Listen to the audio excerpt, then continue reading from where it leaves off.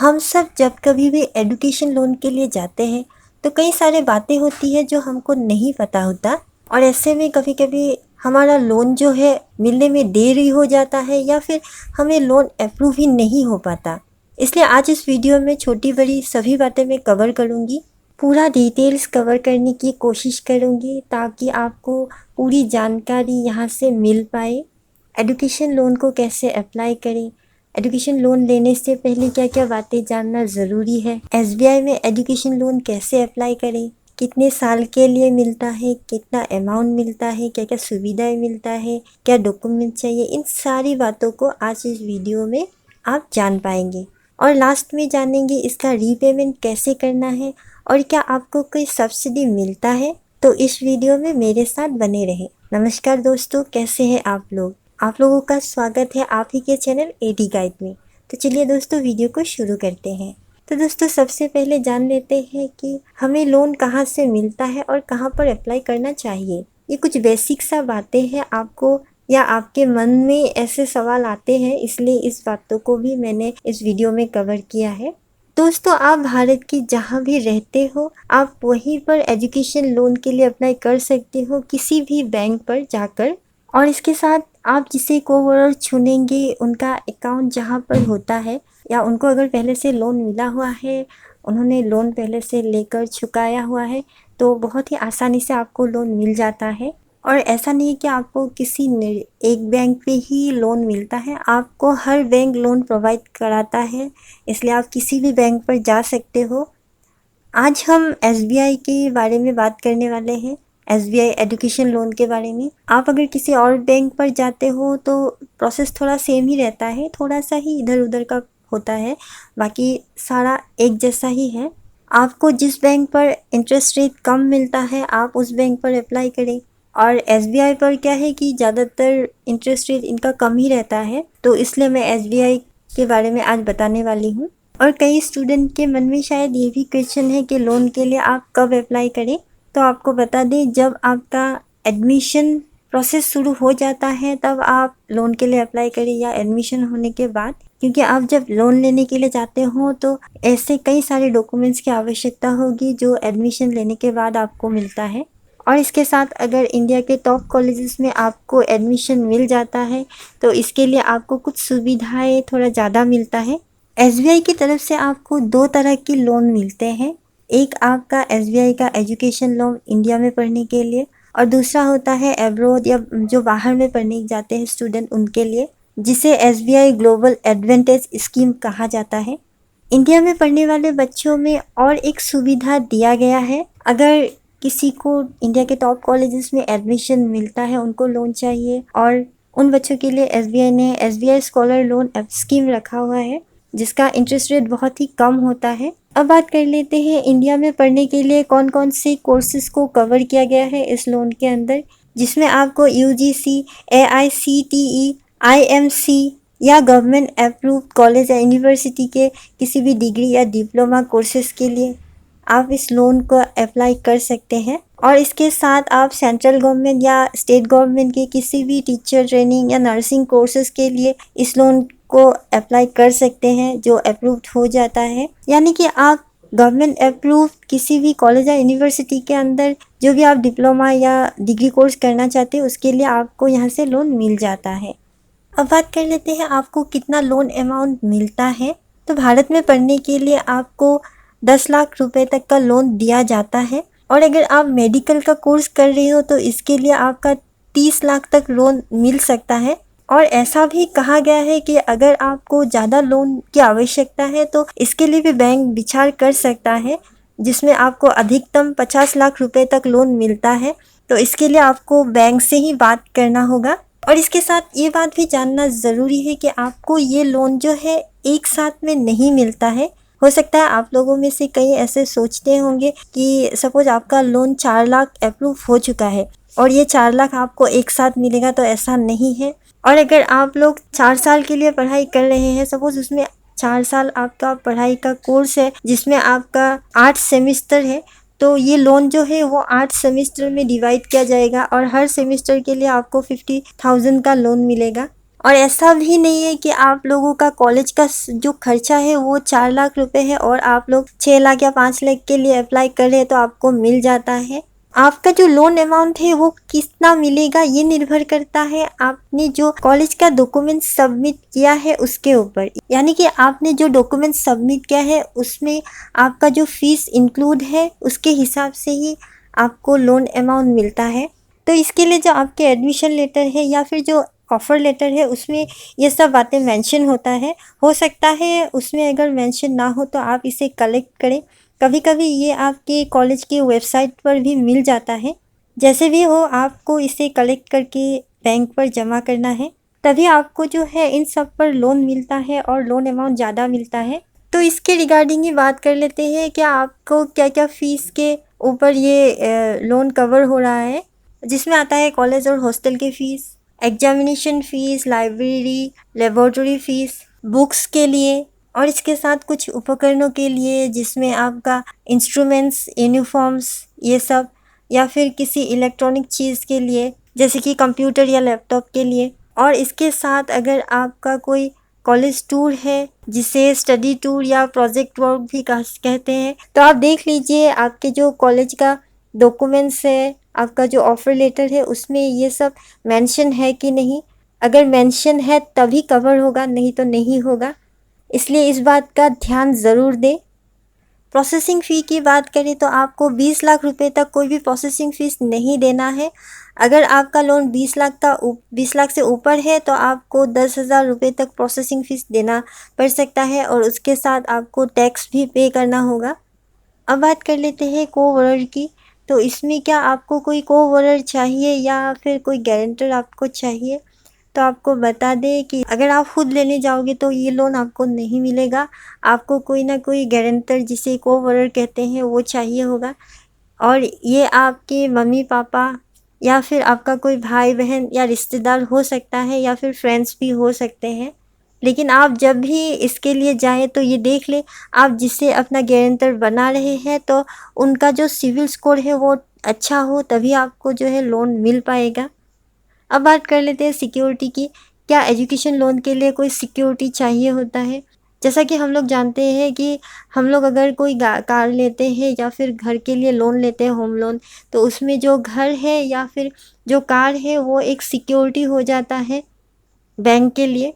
तो सिक्योरिटी के लिए बात आता है कि आप कितने अमाउंट का लोन लेते हैं उस पर निर्भर करता है। तो इसमें क्या है कि अगर आपका लोन 7.5 लाख से नीचे है तो आपको कोई भी सिक्योरिटी देने की आवश्यकता नहीं है। जो आपका कोवरर है, जो गारंटर है, वही काफ़ी होता है। लेकिन हाँ, अगर आपका लोन 7.5 लाख से ऊपर है तो आपको सिक्योरिटी देने की ज़रूरत आ जाती है। इसमें आपको जो लोन अमाउंट है उसके हिसाब से 110% की सिक्योरिटी देना होता है, जिसमें आपका घर का सिक्योरिटी देना होता है।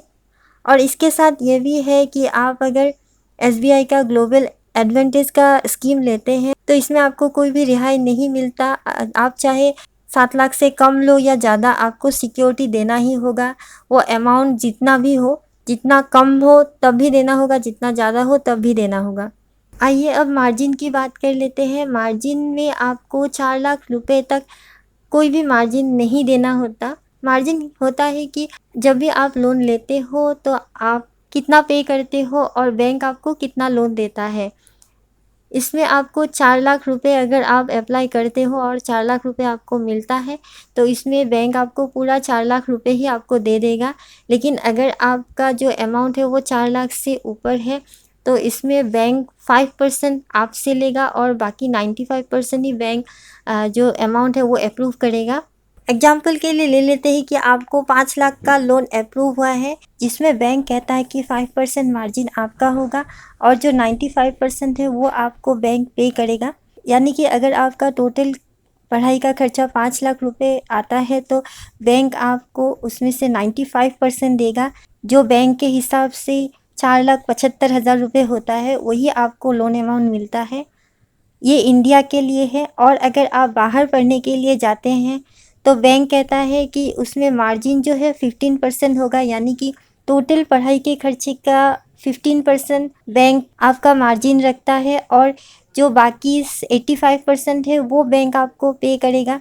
जिसमें 75,000 बैंक मार्जिन के तौर पर आपके लिए रखता है और बाकी जो 4,25,000 है वो बैंक एज अ लोन आपको देता है। अब बात कर लेते हैं इंटरेस्ट रेट की। फ़िलहाल का जो SBI का इंटरेस्ट रेट है वो 8.65% है, लेकिन हाँ ये बदलता रहता है।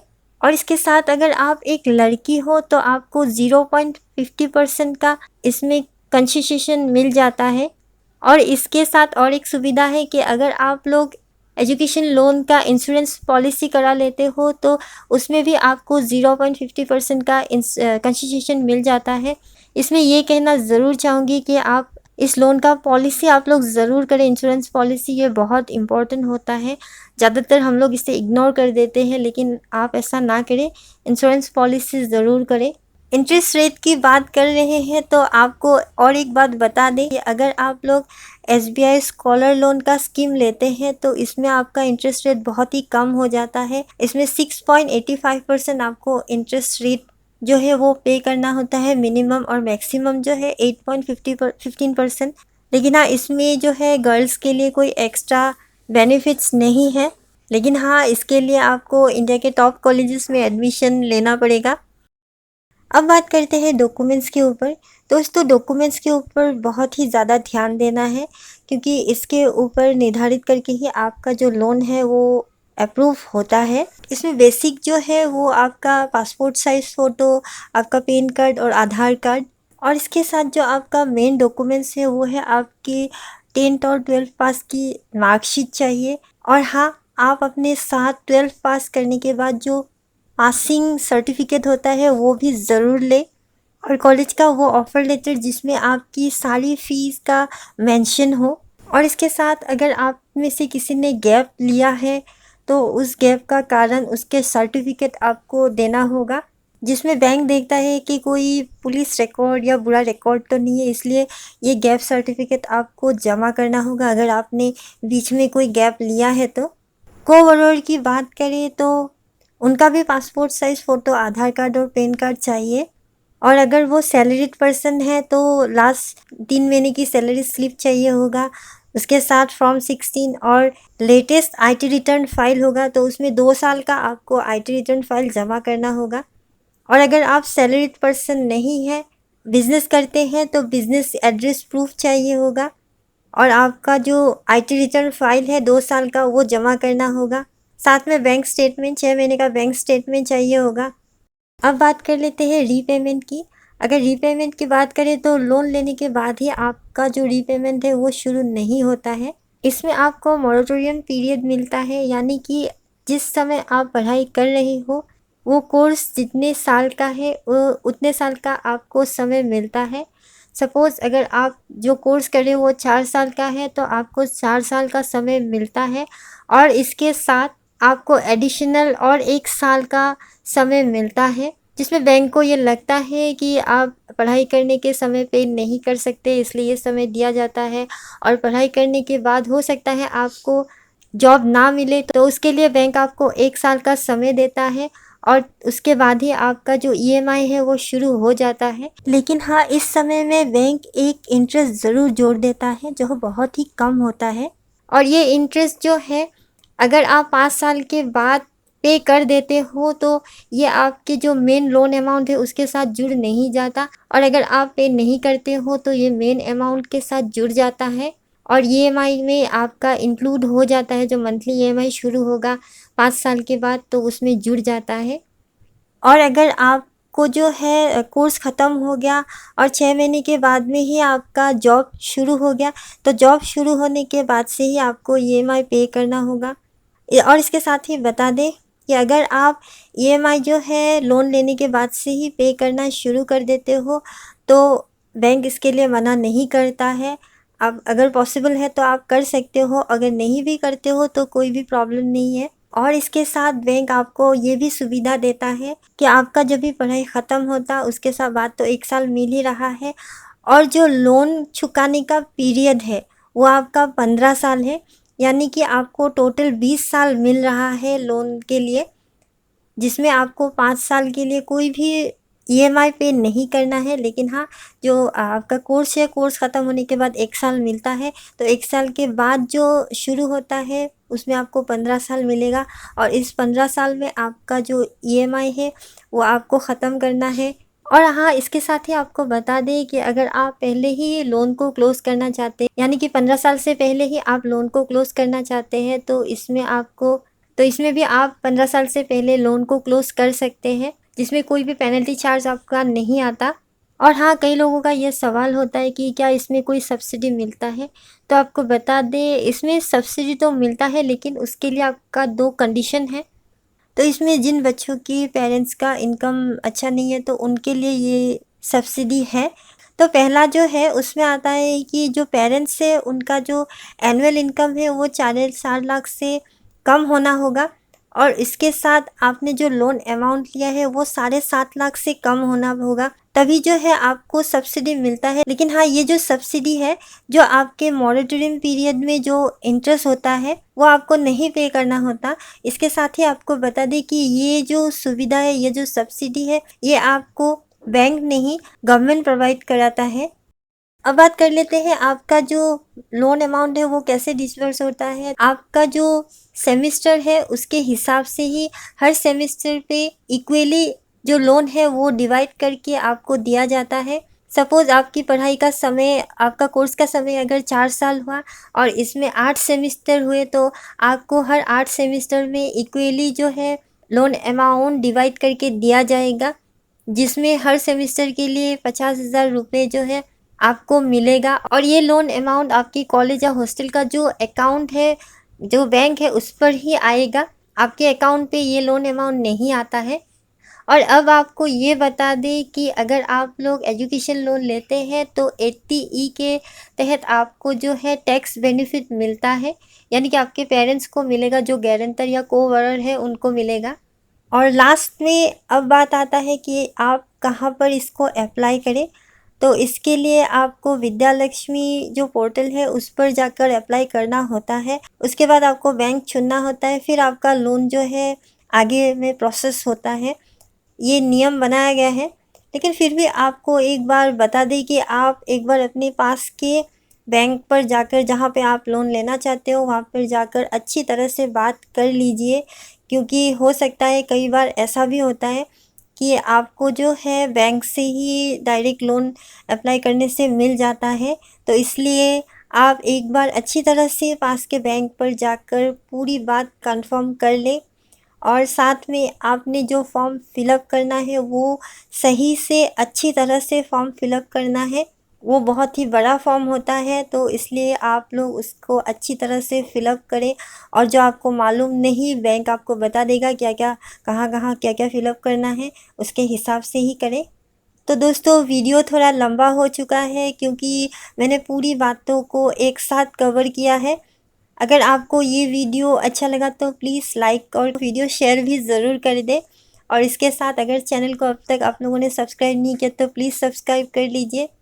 तो मिलते हैं अगले एक नए वीडियो के साथ, तब तक के लिए नमस्कार।